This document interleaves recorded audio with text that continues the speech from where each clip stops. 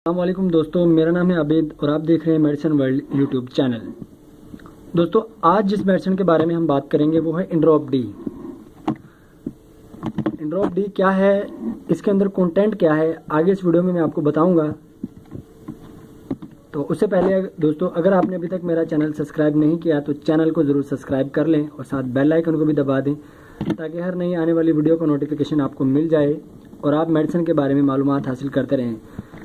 तो चलिए दोस्तों, बात करते हैं इंड्रोप डी की। जैसा कि आप यहाँ के ऊपर पढ़ सकते हैं, इसके ऊपर लिखा है विटामिन D3 और इसका मेडिकल जो नेम है वो है कोलोकैल्सिफेरॉल। तो दोस्तों, बेसिकली ये एक विटामिन डी का इंजेक्शन है। और अब बात करते हैं विटामिन डी हमारी बॉडी में क्या फंक्शंस करता है, हमें किन बीमारियों से बचाता है और इसकी कमी से हमें कौन से मसाइल हो सकते हैं। विटामिन डी कैल्शियम के ऑब्जॉर्प्शन के लिए एक इंतहाई अहम न्यूट्रिएंट है। हमें स्ट्रॉन्ग इम्यून सिस्टम फराहम करता है। विटामिन डी हमें बहुत सी बीमारियों से भी बचाता है।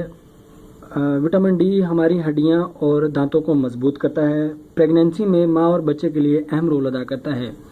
दोस्तों, अगर बात की जाए विटामिन डी की डेफिशिएंसी से होने वाले मसाइल की, तो विटामिन डी की कमी से हमें ऑस्टियोपोरोसिस नाम की एक बीमारी होती है। इस बीमारी में हमारे जिस्म की हड्डियां इतनी कमज़ोर हो जाती हैं कि उनके ऊपर हल्का सा भी दबाव या झटका लगने से वो टूट सकती हैं।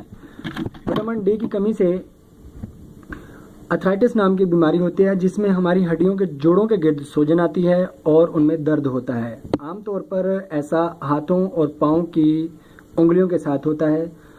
आपको कमर दर्द रहने लगेगा, गर्दन के मोहरों में दर्द रहने लगेगा। थोड़ा सा भी किसी एक जगह पर काम करने से आपकी गर्दन दर्द करने लगेगी। थकावट बहुत जल्दी हो जाया करेगी, चाहे बहुत थोड़ा काम किया हो। विटामिन डी की कमी से बहुत सी बीमारियों के खतरे बढ़ जाते हैं, जिनके नाम मैं आपको कुछ बता दूं। जैसे आपको कैंसर सेल्स डेवलप होने का खतरा बढ़ जाएगा, हार्ट से रिलेटेड जितनी बीमारियां हैं उनका खतरा बढ़ जाएगा, डायबिटीज़ का खतरा बढ़ जाएगा, डिप्रेशन के बहुत जल्दी शिकार हो जाएंगे आप। दोस्तों, अगर बात की जाए बच्चों में, तो बच्चों में जो विटामिन डी की कमी से होने वाली बीमारी है उसे कहते हैं रैकेट्स। इस बीमारी में बच्चों की जो हड्डियाँ हैं वो नॉर्मल ग्रोथ नहीं कर पाती और उनकी ग्रोथ रुक जाती है। बोन्स जो होती हैं बच्चों की वो टेढ़ी मेढ़ी हो जाती हैं बच्चों का, यानी कि आप कह सकते हैं बच्चों की जो मुकम्मल नशोनुमा है वो रुक जाती है। बच्चे सूखापन का शिकार हो जाते हैं।